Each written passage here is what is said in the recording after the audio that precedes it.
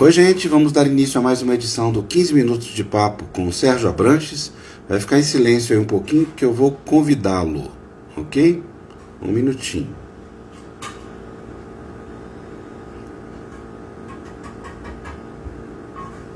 Sérgio Abranches convidado, vamos esperar que ele entre.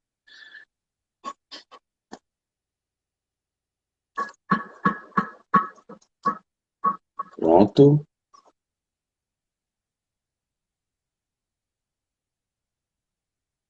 Sérgio, pronto. Eu acho que deu certo. Renê, querida, não sei o que está acontecendo. Tá dando pau. Já te aceitei.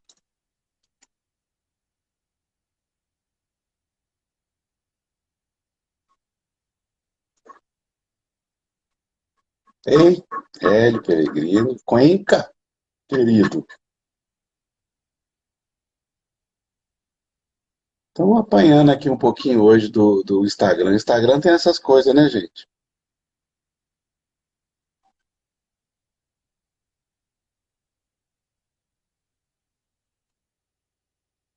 Às vezes dá certo, às vezes não dá. Agora sim. Tá cada coisa, né, Sérgio? Eu comemoro que deu tudo certo, dá tudo errado. É que nem juiz de futebol. Elogiou, o cara marca pênalti contra, pelo amor de Deus. Danado. Muito boas. Boa tarde, Sérgio Abranches. Vamos dar início a mais uma edição do 15 Minutos de Papo.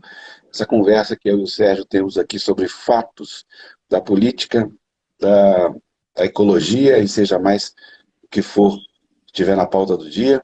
Uma gentileza cidadã do Sérgio Abranches, porque você não imagina o salário que ele ganha para fazer isso. Vocês não fazem ideia do salário. Boa tarde, Sérgio. Boa tarde, Afonso. Boa tarde a todos e todas aí que aguentam a gente nessa tarde. Sérgio, como está se sentindo depois de uma noite de autógrafos fabulosa do intérprete de borboletas? Por sinal, a minha juntou as duas capas assim. Não sabia que dava para juntar, não. Fica linda assim. Quando você junta Só duas, fica a falta borboleta completa. sair voando. É. Lindo. Mas fala aí como é que foi. Foi ótimo. Foi bastante legal. Muita gente amiga, muita gente que eu não conhecia. E o lançamento é sempre uma caixinha de surpresas, né? E o que eu fiquei impressionado é a quantidade de gente que pegou Covid agora, nesses dias, né? Está uma onda muito forte e a Margareth Dalcom falou que a gente deve voltar a usar máscara de boa, porque está o contágio está muito forte, muito disseminado. E a gente nunca sabe o que vai dar. Mesmo com 4 doses, com 3 doses, com 2 doses, a gente nunca sabe qual vai ser o grau de gravidade. E tem esse negócio da Covid longa, que é uma coisa bastante complicada. Não, eu fico pensando assim que o mais grave disso é que com esse relaxamento, as pessoas estão pegando mais de uma vez, duas vezes, Pois é, três vezes. E a Covid não é. A Covid provoca uma inflamação interna muito forte. isso. Se a pessoa não descobrir essa cura logo, não tirar essa vacina imunizante, mas criar uma vacina esterilizante, que é a vacina que realmente impede que a gente pegue, como existe já em outras doenças, isso é o que vai ser, Exatamente. não. Isso é o que vai Exatamente. ser. Fred, bem, Vamos lá. querido Sérgio, nós vamos falar hoje sobre a Colômbia, né? Sua proposta, por Isso. sinal, antes eu já convido todos a lerem o artigo que o Sérgio fez sobre o assunto no seu blog, no seu site, sergioabranches.com.br.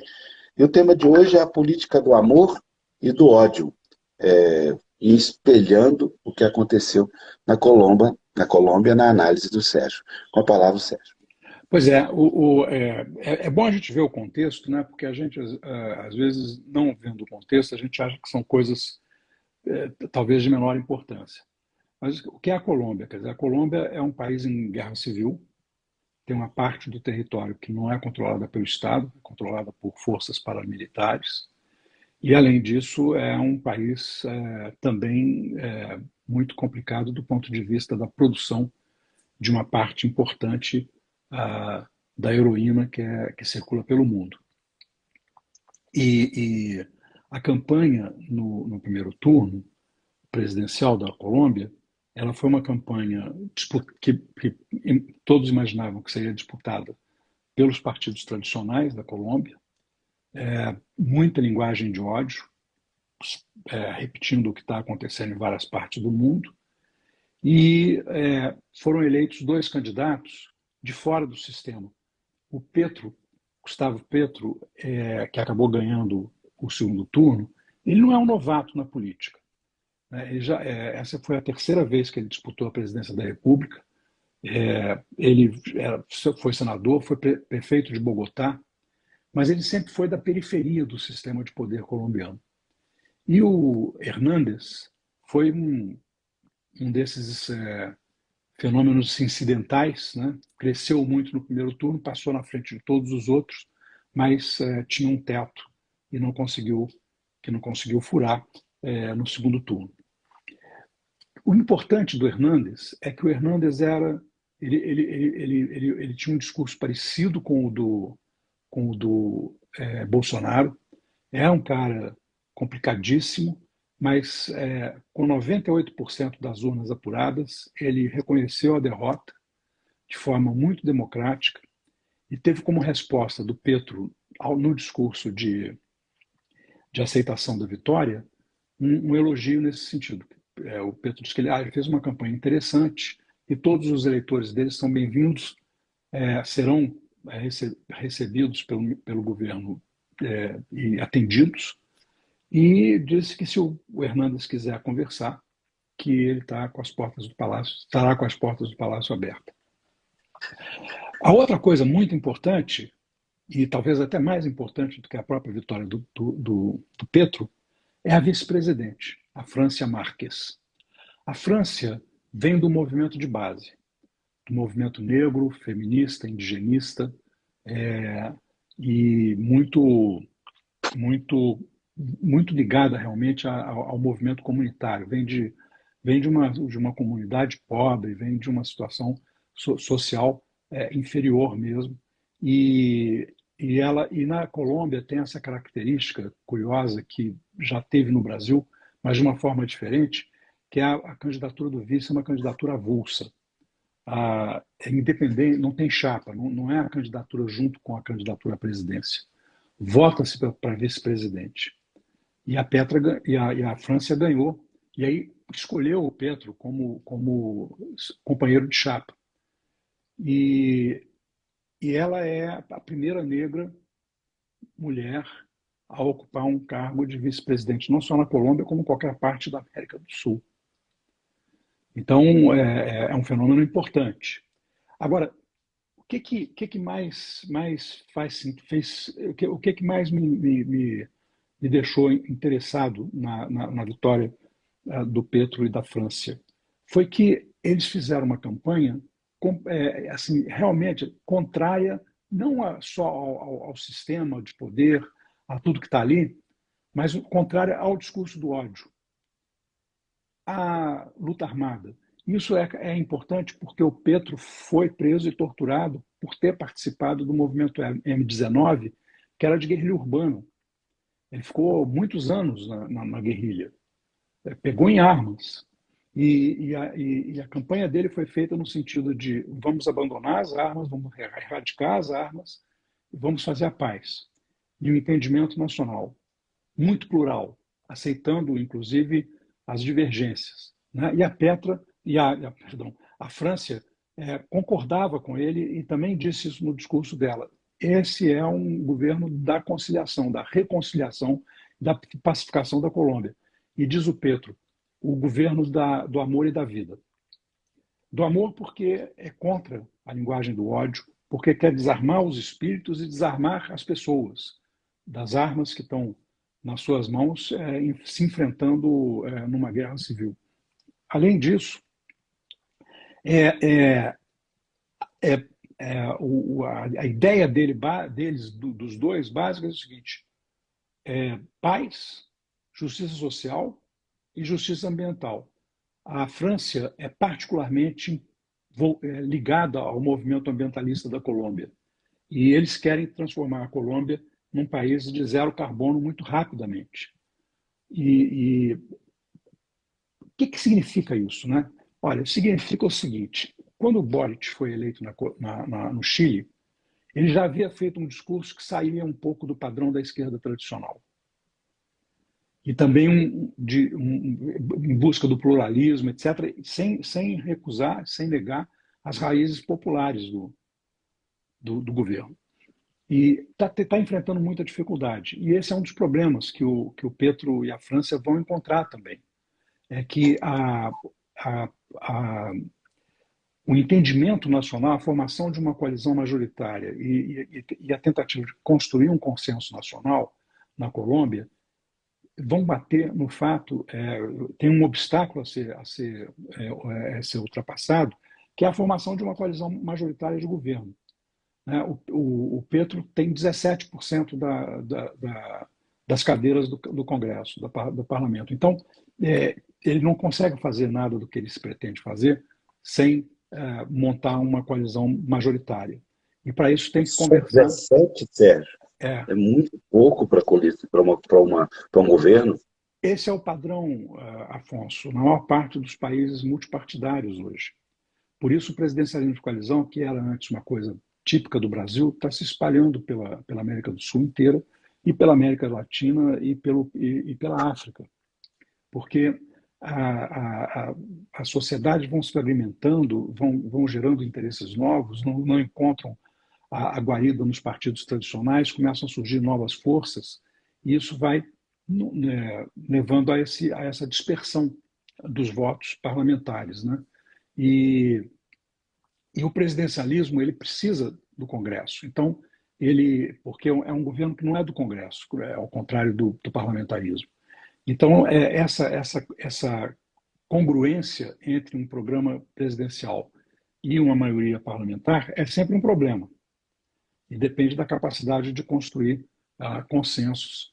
O Petro falou uma coisa interessante, que é particularmente importante para nós brasileiros, é que ele disse o seguinte: nós vamos fazer o consenso nacional, mas vamos fazer a partir dos consensos regionais. A Colômbia tem regiões muito diferenciadas, muito desiguais, como aqui no Brasil. Tem a região da Amazônia, tem a região de Bogotá, tem a região do Pacífico, então ela é muito diversa e muito diferenciada do ponto de vista social e heterogênea, quer dizer, desigual. E ele diz: olha, os acordos regionais serão vinculantes. O que a região decidir é norma para nós. O que significa isso? Significa que, por exemplo, em Santander, onde o Hernández teve 75% dos votos, vai sair de lá um consenso baseado nos valores mais à direita dos valores do Petro e da França. E segundo eles, será respeitado na construção do consenso nacional. Né? Então, mas é espantoso que você tenha um candidato à esquerda, né? Uma candidata à esquerda e que vem do movimento popular, vem do movimento de raiz, né? E que adotam um discurso do amor e da vida. Não é isso que a gente está acostumado. A gente está acostumado a ver a esquerda uma esquerda de confronto, de combate também. Né? E essa é uma esquerda de conciliação Principalmente na América nacional. Latina. Pois é. E essa é uma esquerda de conciliação.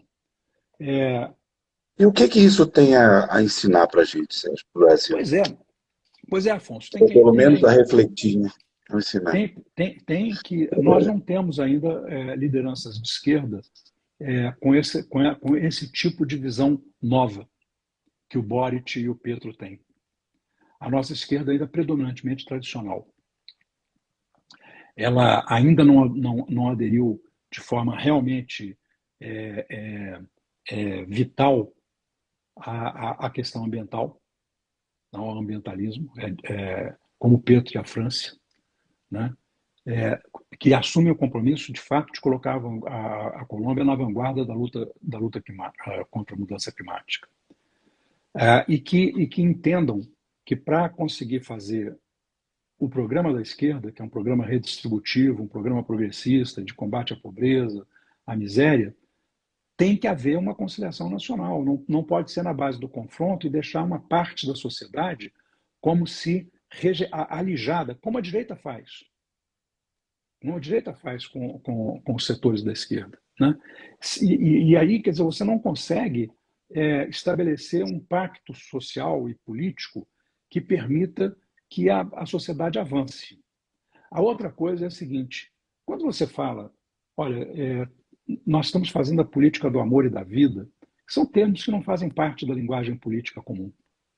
É, A linguagem interessante. corrente da política não tem esse tipo de terminologia. E esse tipo de terminologia embute um sonho, uma utopia. E a gente precisa de um sonho, de uma utopia, a gente precisa de olhar para a distância, para o horizonte, para o longo prazo, para conseguir construir alguma coisa no presente que faça sentido. Porque todos nós, todos os países do mundo, estamos passando por essa metamorfose global, que é uma metamorfose que tem como característica o fato de que ela vai mudar radicalmente o mundo. Então, nós estamos literalmente no fim do mundo. Esse mundo que a gente construiu ao longo do século XX e do começo do século XXI. O novo mundo, que tem, a gente sabe o que ele conterá. Né? Ele conterá mudança climática violenta ou mitigada, depende de escolhas nossas. Ele conterá mais ou menos miséria, depende de escolhas nossas. Será muito mais tecnológico, digital e global, independentemente das nossas escolhas. Tá certo? Quer dizer, a nossa escolha, nesse caso, da globalização, da digitalização e da tecnologia, é como usá-las e para quem usá-las. Né? Então, olhar, ter um horizonte de longo prazo nos permite, no presente, fazer as melhores escolhas possíveis para levar o país adiante, sem tentar, sem sonhar, sem buscar o novo, a gente não vai a lugar nenhum. Nós não vamos fazer as mudanças que a gente precisa. E esse é Sérgio, um momento muito decisivo para a humanidade.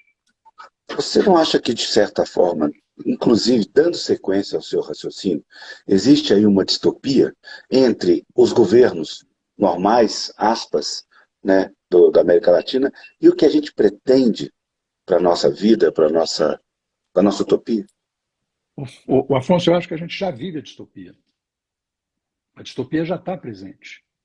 É a guerra civil na Colômbia, é o banditismo que une Colômbia, Peru e Brasil na tríplice fronteira, né? É o Bolsonaro articulando um golpe de extrema-direita sem nenhuma noção do que vai construir o país, ele só pensa em destruir. Né? É, a ultradireita, ultranacionalista da Le Pen ganhando espaço maior na Assembleia Nacional na França. Quer dizer, a distopia já está dada. Né? O agravamento climático já está dado. A gente está vivendo isso dramaticamente nos Estados Unidos, na Europa, no Brasil e na África. A quantidade de tragédias de origem que tem tragédias climáticas, mas que têm origem na forma pela qual a humanidade tem lidado com a natureza, está dado. Então a gente já vive o inferno. O problema é saber se a gente é capaz de construir a saída desse inferno, né? Quer dizer, a saída dessa situação muito complexa e caótica que a gente vive no mundo hoje, para construir novas sociedades melhores do que as que a gente tem hoje. Né? Eu tenho, como o meu romance O Teste de Borboletas tem a ver com isso, e tem a ver com essa ideia da metamorfose global, social global que a gente está passando, eu costumo dizer o seguinte: a gente está diante do seguinte dilema. Ou nós estamos num túnel escuro que é o casulo dessa metamorfose. Nosso mundo morrendo, desmoronando, e o novo mundo para construir ainda. A gente não sabe o que está lá do lado de lá do túnel, do casulo. Né? Nós temos que fazer essas escolhas no escuro. Pode dar a barata do Kafka, ou o monstro que a gente quiser interpretar a barata do Kafka, e pode dar uma borboleta, pode dar uma coisa boa. Se nós vamos continuar com a distopia, ou se nós vamos buscar a utopia, depende de nós. Só tem uma diferença muito importante entre o que é distópico e o que é utópico. A distopia se cumpre. Ela pode se cumprir plenamente. A utopia nunca. Ela é um sonho que a gente persegue o tempo todo, que nos faz melhorar sempre. Tá certo? Mas a distopia acontece. Gostei, Sérgio. Gostei do Tá bom? encerramento. Gostei. Muito Livro. bom. Tem livro hoje? Tem. Ó, esse livro aqui me foi recomendado no Instagram. Uai, cadê? Você não virou, não, Sérgio. Estou Veja tentando aí. virar, ela não está virando. Estranhíssimo. Ué, é Bom, que mesmo. pena. Mostra aí. Mas vou botar assim, coisa, né? E digo o que que é. Ele se chama Dilúvio das Almas. Foi o Itamar Vieira Júnior que recomendou há algumas semanas no Instagram dele. E eu, obviamente, qualquer livro que o Itamar recomende, eu leio, né? E o livro é surpreendente. É um livro muito bom. Qual fala o título do autor? Chama-se Dilúvio das Almas e o autor é Tito Leite. E ele é surpreendente porque é uma narrativa. O Tito estudou filosofia, mestre em filosofia, e ele é do Rio Grande do Norte, e ele é poeta. E ele é um monge beneditino. E o livro é extraordinariamente surpreendente, inclusive não só o texto, que é um texto muito poético, muito bonito, e eu vou ler só um parágrafo para vocês verem da qualidade que eu estou falando.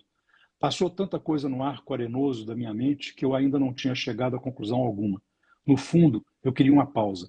Vivenciei tantas coisas mágicas e horríveis que já conhecia as incoerências da alma humana na palma do meu sertão. Eu era apenas um corpo cansado. É isso aí. É um extraordinário, é um escritor que vale a pena ser lido. É um livro relativamente conciso, não, relativamente não, é conciso, mas eu Editora recomendo muito. Todavia, né? Todavia. Isso aí. Maravilha, Sérgio. Muito obrigado, então. Gente, Tchau. como eu sempre faço para Obrigado, encerrar, pessoal. intérprete de borboleta. Inclusive, tá no YouTube do Sempre um Papo, a conversa que eu, Sérgio e Itamar Vieira Júnior tivemos ontem, no YouTube do Sempre um Papo. Confiram lá que foi um papo muito bom. Por sinal, como diz o nosso querido Otávio, um dos melhores papos que ele assistiu no Sempre um Papo. Legal. Foi mesmo, foi gostoso conversar com vocês. Tá bom. Até que vem. Muito Obrigado, obrigado. gente. Tchau, Opa, tchau. chegou atrasado. Silvana Rezioli, um beijo. Tchau.